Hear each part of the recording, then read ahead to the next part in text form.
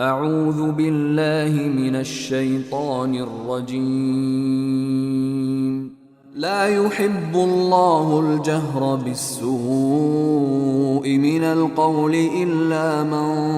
ظلم، وكان الله سميعا عليما. إن تبدوا خيرا أو تخفوه أو تعفو عن سوء فإن الله كان عفوا قديرا. إن الذين يكفرون بالله ورسله ويريدون أن يفرقوا بين الله ورسله ويقولون نؤمن ببعض ونكفر ببعض ويريدون أن يتخذوا بين ذلك سبيلا. أولئك هم الكافرون حقا، وأعتدنا للكافرين عذابا مهينا. والذين آمنوا بالله ورسله ولم يفرقوا بين أحد منهم أولئك سوف يؤتيهم أجورهم، وكان الله غفورا رحيما. يسألك أهل الكتاب أن تنزل عليهم كتابا من السماء، فقد سألوا موسى أكبر من ذلك فقالوا أرنا الله جهرة فأخذتهم الصاعقة بظلمهم، ثم اتخذوا العجل من بعد ما جاءتهم البينات فعفونا عن ذلك، وآتينا موسى سلطانا مبينا. ورفعنا فوقهم الطور بميثاقهم وقلنا لهم ادخلوا الباب سجدا وقلنا لهم لا تعدوا في السبت وأخذنا منهم ميثاقا غليظا. فبما نقضهم ميثاقهم وكفرهم بآيات الله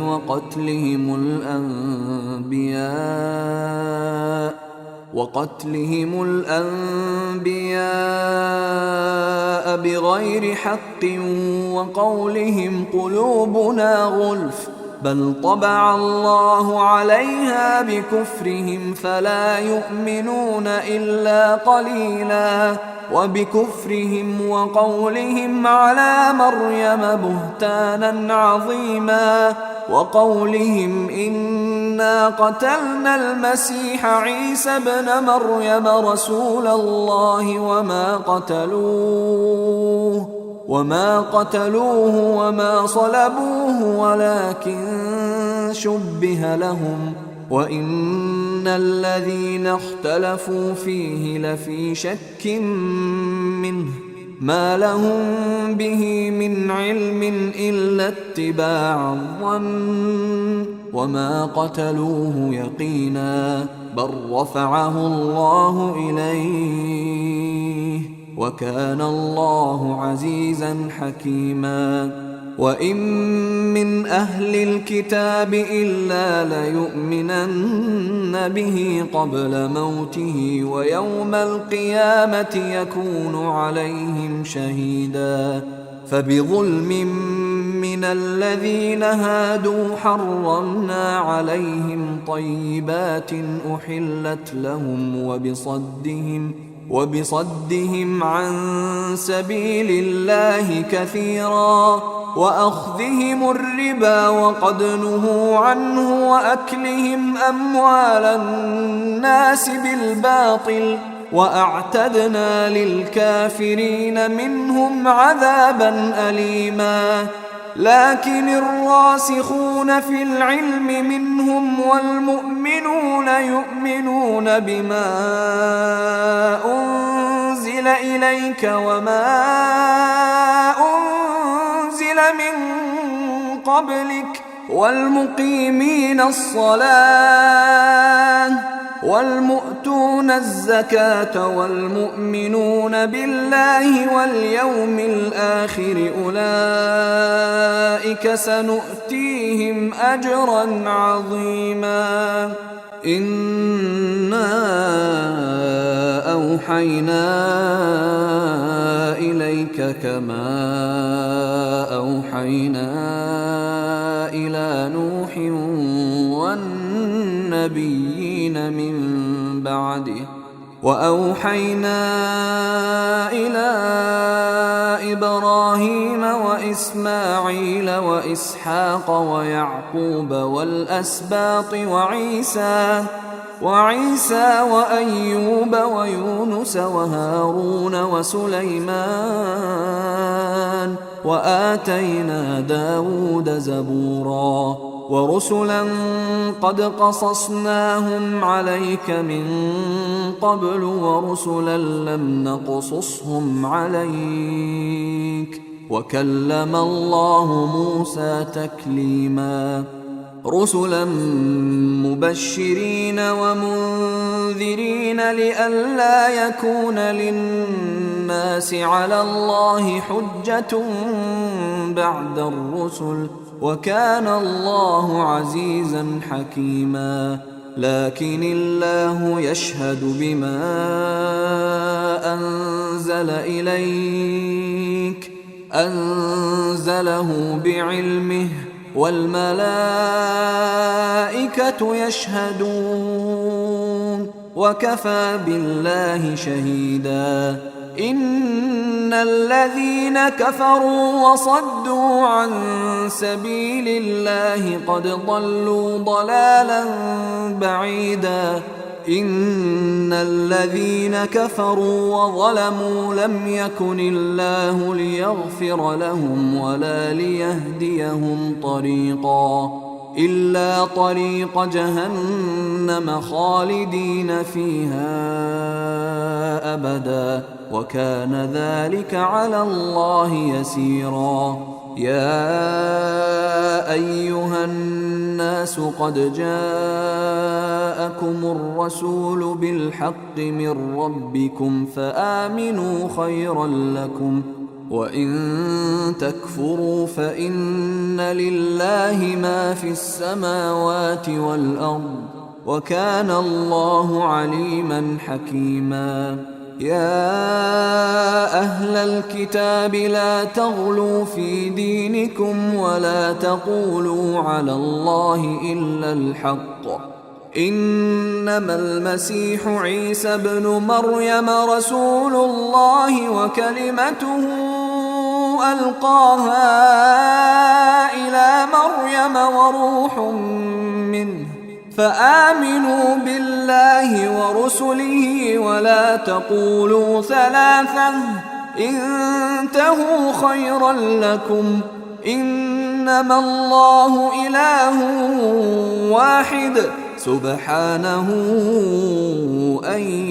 يكون له ولد له ما في السماوات وما في الأرض وكفى بالله وكيلا. لن يستنكف المسيح أن يكون عبدا لله ولا الملائكة المقربون ومن يستنكف عن عبادته ويستكبر فسيحشرهم إليه جميعا. فأما الذين آمنوا وعملوا الصالحات فيوفيهم أجورهم ويزيدهم من فضله وأما الذين استنكفوا واستكبروا فيعذبهم عذابا أليما ولا يجدون لهم من دون الله وليا ولا نصيرا. يا أيها الناس قد جاءكم برهان من ربكم وأنزلنا إليكم نورا مبينا فأما الذين آمنوا بالله واعتصموا به فسيدخلهم في رحمة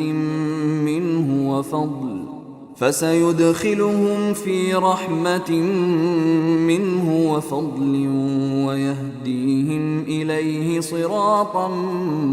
مستقيما يستفتونك قل الله يفتيكم في الكلالة إن امرؤ هلك ليس له ولد وله أخت فلها نصف ما ترك وهو يرثها إن لم يكن لها ولد فإن كانت اثنتين فلهما الثلثان مما ترك وإن كانوا إخوة رجالا ونساء فللذكر مثل حظ الأنثيين يبين الله لكم أن تضلوا والله بكل شيء عليم. بسم الله الرحمن الرحيم. يا أيها الذين آمنوا أوفوا بالعقود أحلت لكم بهيمة الأنعام إلا ما يتلى عليكم غير محل الصيد وأنتم حرم إن الله يحكم ما يريد. يا أيها الذين آمنوا لا تحلوا شعائر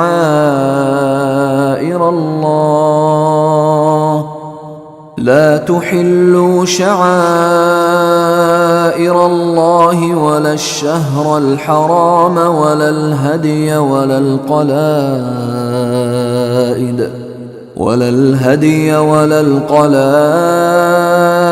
ولا آمين البيت الحرام يبتغون فضلا من ربهم ورضوانا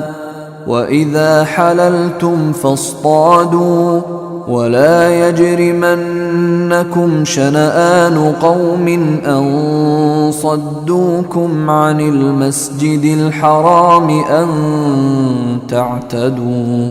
وتعاونوا على البر والتقوى ولا تعاونوا على الإثم والعدوان واتقوا الله إن الله شديد العقاب. حرمت عليكم الميتة والدم ولحم الخنزير وما أهل لغير الله به والمنخنقة والموقوذة والمتردية والنطيحة وما أكل السبع إلا ما ذكيتم وما ذبح على النصب وأن تستقسموا بالأزلام ذلكم فسق. اليوم يئس الذين كفروا من دينكم فلا تخشوهم واخشون. اليوم أكملت لكم دينكم وأتممت عليكم نعمتي ورضيت لكم الإسلام دينا فمن اضطر في مخمصة غير متجانف لإثم فإن الله غفور رحيم. يسألونك ماذا أحل لهم قل أحل لكم الطيبات وما علمتم من الجوارح مكلبين تعلمونهن مما علمكم الله فكلوا مما أمسكن عليكم واذكروا اسم الله عليه واتقوا الله إن الله سريع الحساب. اليوم أحل لكم الطيبات وطعام الذين أوتوا الكتاب حل لكم وطعامكم حل لهم والمحصنات من المؤمنات والمحصنات من الذين أوتوا الكتاب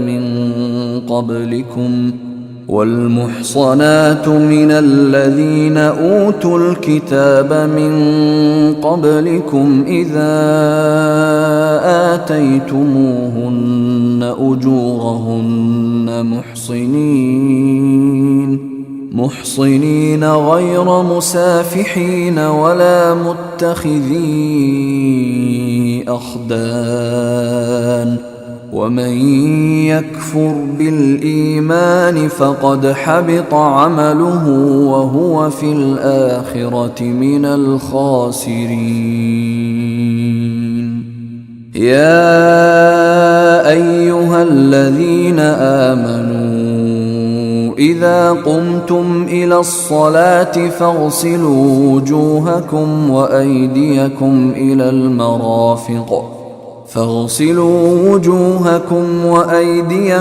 إلى المرافق وامسحوا برؤوسكم وأرجلكم إلى الكعبين وإن كنتم جنبا فاطهروا وإن كنتم مرضى أو على سفر أو جاء أحد منكم من الغائط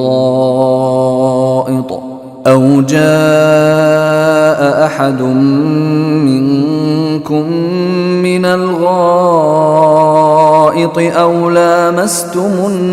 النساء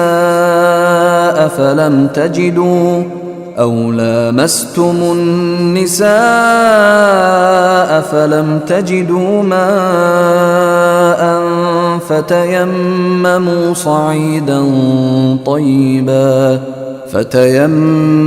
صعيدا طيبا فامسحوا بوجوهكم وأيديكم منه ما يريد الله ليجعل عليكم من حرج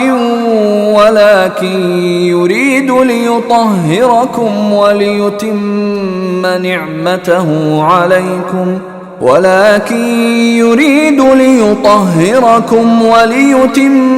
نعمته عليكم لعلكم تشكرون.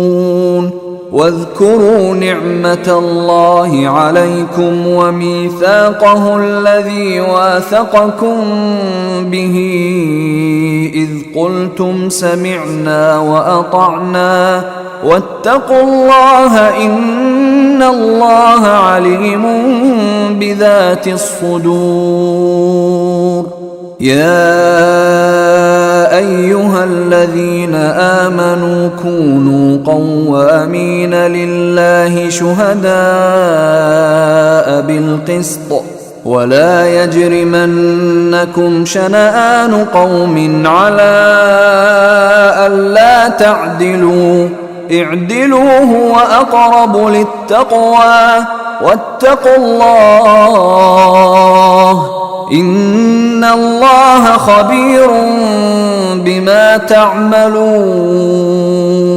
وعد الله الذين آمنوا وعملوا الصالحات لهم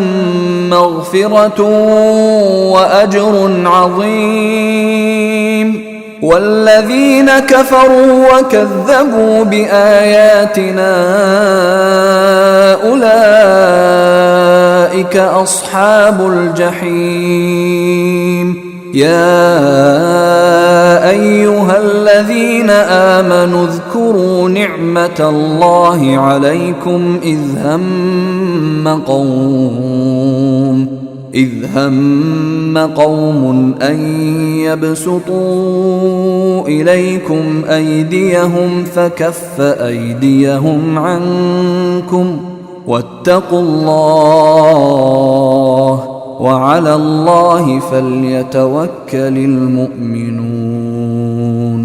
ولقد أخذ الله ميثاق بني إسرائيل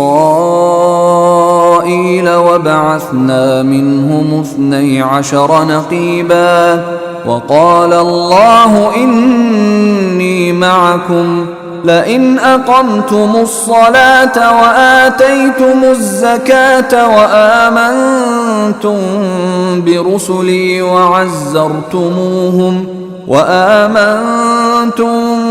برسلي وعزرتموهم وأقرضتم الله قرضا حسنا لأكفرن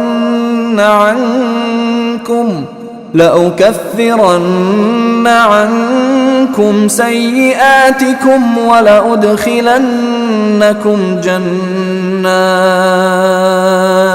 ولأدخلنكم جنات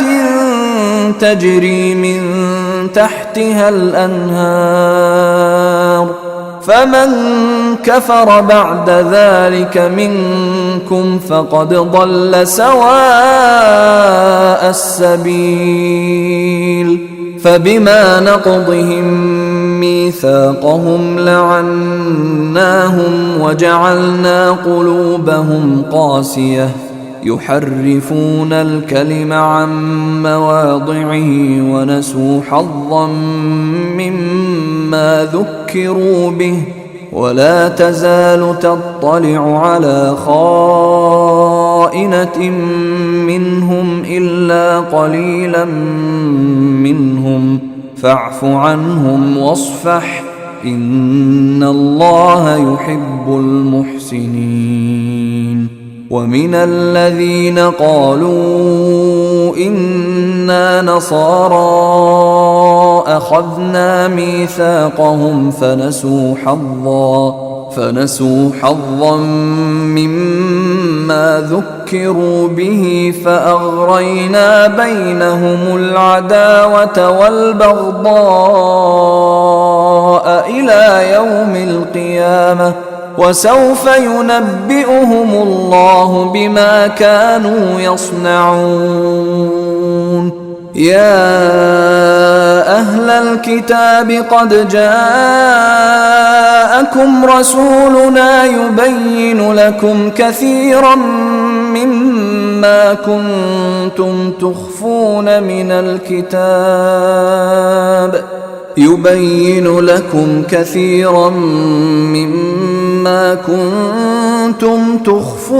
من الكتاب ويعفو عن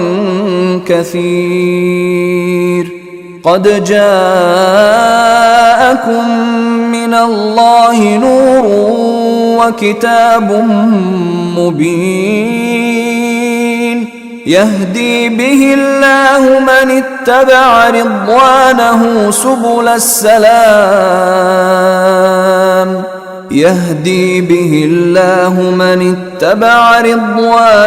سبل السلام ويخرجهم من الظلمات إلى النور بإذنه ويهديهم إلى صراط مستقيم. لقد كفر الذين قالوا إن الله هو المسيح ابن مريم قل فمن يملك من الله شيئا إن أراد أن يهلك المسيح ابن مريم وأمه ومن في الأرض جميعا ولله ملك السماوات والأرض وما بينهما يخلق ما يشاء والله على كل شيء قدير. وقالت اليهود والنصارى نحن أبناء الله وأحباؤه قل فلم يعذبكم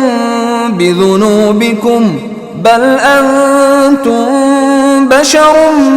ممن خلق يغفر لمن يشاء ويعذب من يشاء ولله ملك السماوات والأرض وما بينهما وإليه المصير يا أهل الكتاب قد جاءكم رسولنا يبين لكم على فترة من الرسل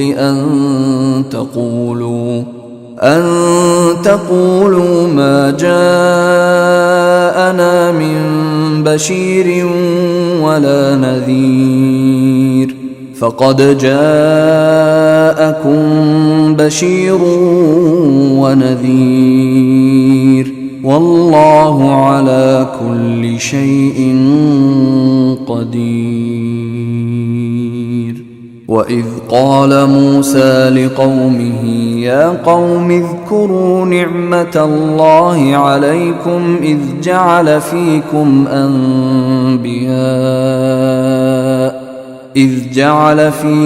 أنبياء وجعلكم ملوكا وآتاكم ما لم يؤت أحدا من العالمين يا قوم ادخلوا الأرض المقدسة التي كتب الله لكم ولا ترتدوا على أدباركم فتنقلبوا خاسرين قالوا يا موسى إن فيها قوما جبارين وإنا لن ندخلها حتى يخرجوا منها فإن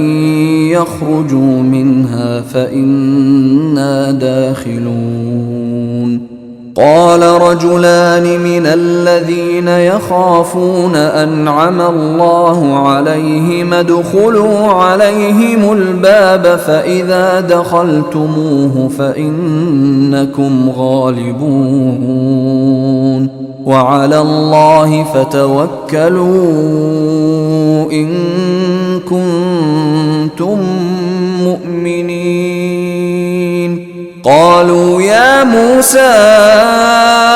إنا لن ندخلها أبدا ما داموا فيها فاذهب أنت وربك فقاتلا إنا هاهنا قاعدون قال رب إني لا أملك إلا نفسي وأخي فافرق بيننا وبين القوم الفاسقين قال فإنها محرمة عليهم 40 سنة يتيهون في الأرض فلا تأس على القوم الفاسقين واتل عليهم نبأ ابني آدم بالحق إذ قربا قربانا فتقبل من أحدهما ولم يتقبل من الآخر قال لأقتلنك قال إنما يتقبل الله من المتقين لئن بسطت إلي يدك لتقتلني ما أنا بباسط يدي إليك لأقتلك إني أخاف الله رب العالمين إني أريد أن تبوء بإثمي وإثمك فتكون من أصحاب النار، وذلك جزاء الظالمين. فطوعت له نفسه قتل أخيه فقتله فأصبح من الخاسرين. فبعث الله غرابا يبحث في الأرض ليريه كيف يواري سوءة أخيه، قال يا ويلتى أعجزت أن أكون مثل هذا الغراب فأواري سوءة أخي فأصبح من النادمين. من أجل ذلك كتبنا على بني إسرائيل أنه من قتل نفسا بغير نفس أو فساد في الأرض فكأنما قتل الناس جميعا، ومن أحياها فكأنما أحيا الناس جميعا. ولقد جاءتهم رسلنا بالبينات ثم إن كثيرا منهم بعد ذلك في الأرض لمسرفون. إنما جزاء الذين يحاربون الله ورسوله ويسعون في الأرض فسادا أن يقتلوا أو يصلبوا أو تقطع أيديهم وأرجلهم من خلاف أو ينفوا من الأرض، ذلك لهم خزي في الدنيا ولهم في الآخرة عذاب عظيم. إلا الذين تابوا من قبل أن تقدروا عليهم فاعلموا أن الله غفور رحيم. يا أيها الذين آمنوا اتقوا الله وابتغوا إليه الوسيلة وجاهدوا في سبيله لعلكم تفلحون. إن الذين كفروا لو أن لهم ما في الأرض جميعا ومثله معه ليفتدوا به من عذاب يوم القيامة ما تقبل منهم ولهم عذاب أليم. يريدون أن يخرجوا من النار وما هم بخارجين منها ولهم عذاب مقيم. والسارق والسارقة فاقطعوا أيديهما جزاء بما كسبا نكالا من الله، والله عزيز حكيم. فمن تاب من بعد ظلمه وأصلح فإن الله يتوب عليه، إن الله غفور رحيم. ألم تعلم أن الله له ملك السماوات والأرض يعذب من يشاء ويغفر لمن يشاء، والله على كل شيء قدير. يا أيها الرسول لا يحزنك الذين يسارعون في الكفر من الذين قالوا آمنا بأفواههم ولم تؤمن قلوبهم ومن الذين هادوا سماعون للكذب سماعون لقوم آخرين لم يأتوك يحرفون الكلم من بعد مواضعه يقولون إن أوتيتم هذا فخذوه وإن لم تؤتوه فاحذروا ومن يرد الله فتنته فلن تملك له من الله شيئا أولئك الذين لم يرد الله أن يطهر قلوبهم لهم في الدنيا خزي ولهم في الآخرة عذاب عظيم سماعون للكذب أكالون للسحت فإن جاءوك فاحكم بينهم أو أعرض عنهم وإن تعرض عنهم فلن يضروك شيئا وإن حكمت فاحكم بينهم بالقسط إن الله يحب المقسطين وكيف يحكمونك وعندهم التوراة فيها حكم الله ثم يتولون من بعد ذلك وما أولئك بالمؤمنين إنا أنزلنا التوراة فيها هدى ونور يحكم بها النبيون الذين أسلموا للذين هادوا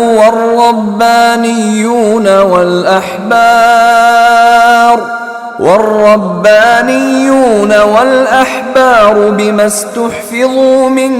كتاب الله وكانوا عليه شهداء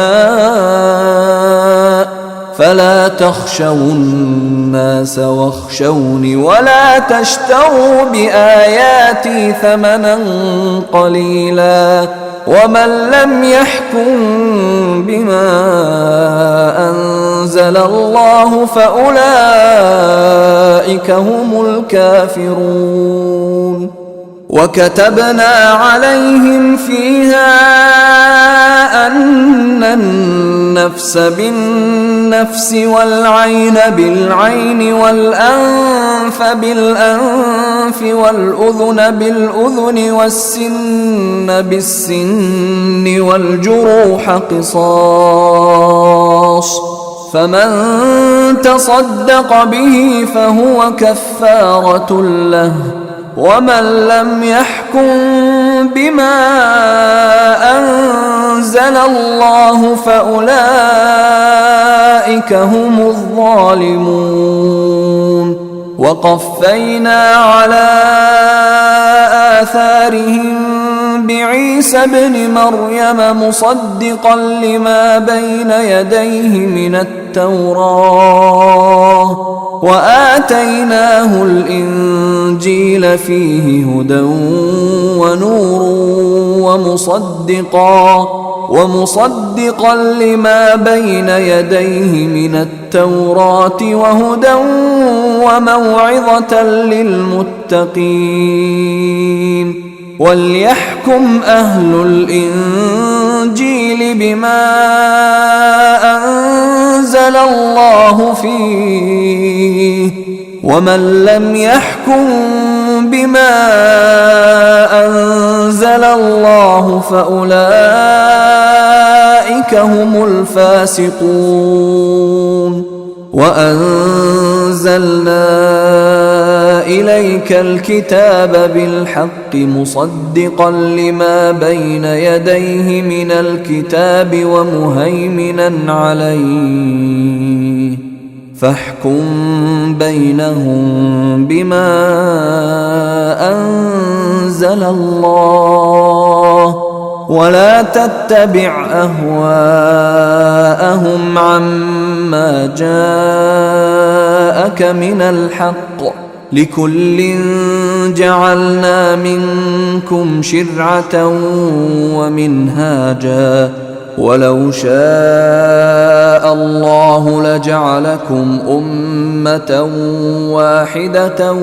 ولكن ليبلوكم فيما آتاكم، فاستبقوا الخيرات، إلى الله مرجعكم جميعا فينبئكم بما كنتم فيه تختلفون. وأنحكم بينهم بما أنزل الله ولا تتبع أهواءهم واحذرهم أن يفتنوك عن بعض ما أنزل الله إليك، فإن تولوا فاعلم أنما يريد الله أن يصيبهم ببعض ذنوبهم، وإن كثيرا من الناس لفاسقون. أفحكم الجاهلية يبغون ومن أحسن من الله حكما لقوم يوقنون. يا أيها الذين آمنوا لا تتخذوا اليهود والنصارى أولياء، بعضهم أولياء بعض، ومن يتولهم منكم فإنه منهم، إن الله لا يهدي القوم الظالمين. فترى الذين في قلوبهم مرض يسارعون فيهم يقولون نخشى أن تصيبنا دائرة، فعسى الله أن يأتي بالفتح أو أمر من عنده فيصبحوا على ما أسروا في أنفسهم نادمين. ويقول الذين آمنوا أهؤلاء الذين أقسموا بالله جهد أيمانهم إنهم لمعكم، حبطت أعمالهم فأصبحوا خاسرين. يا أيها الذين آمنوا من يرتد منكم عن دينه فسوف يأتي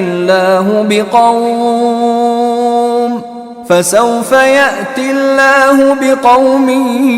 يحبهم ويحبونه أذلة على المؤمنين أعزة على الكافرين يجاهدون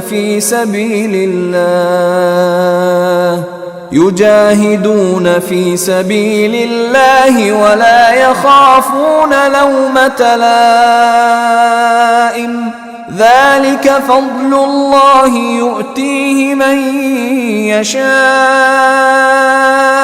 والله واسع عليم. إنما وليكم الله ورسوله والذين آمنوا الذين يقيمون الصلاة ويؤتون الزكاة وهم راكعون. ومن يتول الله ورسوله والذين آمنوا فإن حزب الله هم الغالبون. يا أيها الذين آمنوا لا تتخذوا الذين اتخذوا دينكم هزوا ولعبا من الذين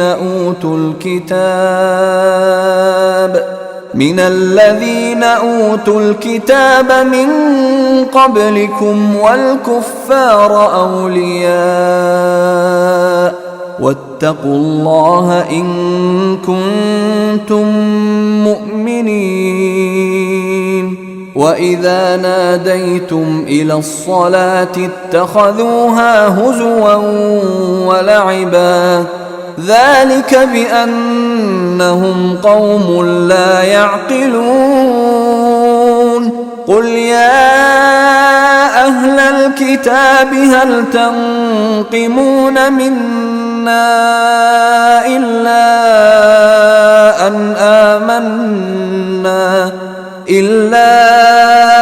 أن آمنا بالله وما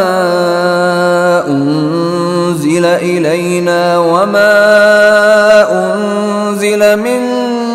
قبل وأن أكثركم فاسقون. قل هل أنبئكم بشر من ذلك مثوبة عند الله من لعنه الله وغضب عليه وجعل منهم القردة والخنازير وعبد الطاغوت أولئك شر مكانا وأضل عن سواء السبيل. وإذا جاءوكم قالوا آمنا وقد دخلوا بالكفر وهم قد خرجوا به والله أعلم بما كانوا يكتمون. وترى كثيرا منهم يسارعون في الإثم والعدوان وأكلهم السحت لبئس ما كانوا يعملون. لولا ينهاهم الربانيون والأحبار عن قولهم الإثم وأكلهم السحت لبئس ما كانوا يصنعون. وقالت اليهود يد الله مغلولة غلت أيديهم ولعنوا بما قالوا بل يداه مبسوطتان ينفق كيف يشاء وليزيدن كثيرا منهم ما أنزل إليك من ربك طغيانا وكفرا وألقينا بينهم العداوة والبغضاء إلى يوم القيامة كلما أوقدوا نارا للحرب أطفأها الله ويسعون في الأرض فسادا والله لا يحب المفسدين. ولو أن أهل الكتاب آمنوا واتقوا لكفرنا عنهم سيئاتهم ولأدخلناهم جنات النعيم. ولو أنهم أقاموا التوراة والإنجيل وما أنزل إليهم من ربهم لأكلوا من فوقهم ومن تحت أرجلهم منهم أمة مقتصدة وكثير منهم ساء ما يعملون. يا أيها الرسول بلغ ما أنزل إليك من ربك وإن لم تفعل فما بلغت رسالته والله يعصمك من الناس إن الله لا يهدي القوم الكافرين قل يا أهل الكتاب لستم على شيء حتى تقيموا التوراة والإنجيل وما أنزل إليكم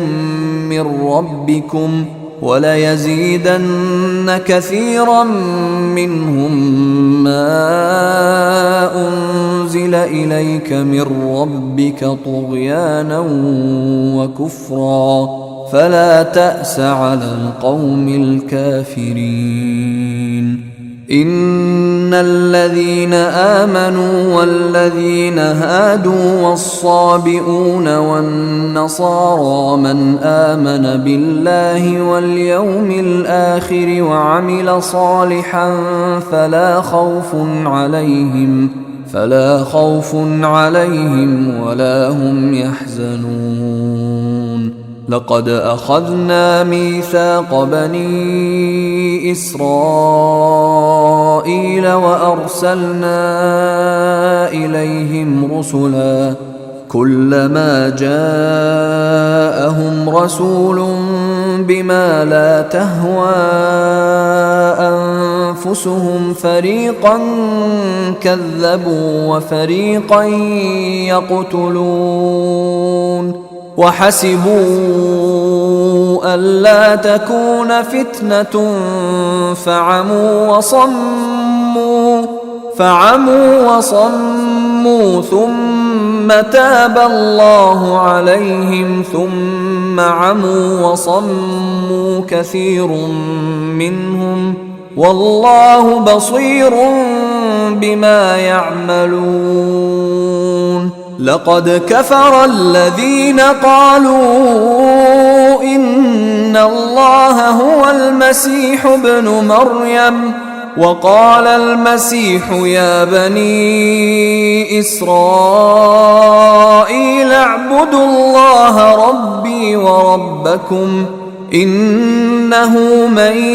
يشرك بالله فقد حرم الله عليه الجنة ومأواه النار وما للظالمين من أنصار لقد كفر الذين قالوا إن الله ثالث ثلاثة وما من إله إلا إله واحد وإن لم ينتهوا عما يقولون ليمسن الذين كفروا منهم عذاب أليم أفلا يتوبون إلى الله ويستغفرونه والله غفور رحيم ما المسيح ابن مريم إلا رسول قد خلت من قبله الرسل وأمه صديقة كانا يأكلان الطعام انظر كيف نبين لهم الآيات ثم انظر أنى يؤفكون قل أتعبدون من دون الله ما لا يملك لكم ضرا ولا نفعا والله هو السميع العليم قل يا أهل الكتاب لا تغلوا في دينكم غير الحق ولا تتبعوا أهواء قوم قد ضلوا من قبل وأضلوا كثيرا وضلوا عن سواء السبيل لعن الذين كفروا من بني إسرائيل على لسان داود وعيسى ابن مريم ذلك بما عصوا وكانوا يعتدون كانوا لا يتناهون عن منكر فعلوه لبئس ما كانوا يفعلون ترى كثيرا منهم يتولون الذين كفروا لبئس ما قدمت لهم أنفسهم أن سخط الله عليهم وفي العذاب هم خالدون ولو كانوا يؤمنون بالله والنبي وما أنزل إليه ما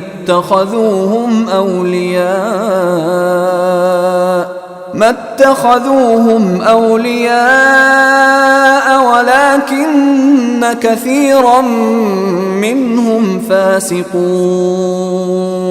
لتجدن أشد الناس عداوة للذين آمنوا اليهود والذين أشركوا ولتجدن أقربهم مودة للذين آمنوا الذين قالوا إنا نصارى ذلك بأن منهم قسيسين ورهبانا وأنهم لا يستكبرون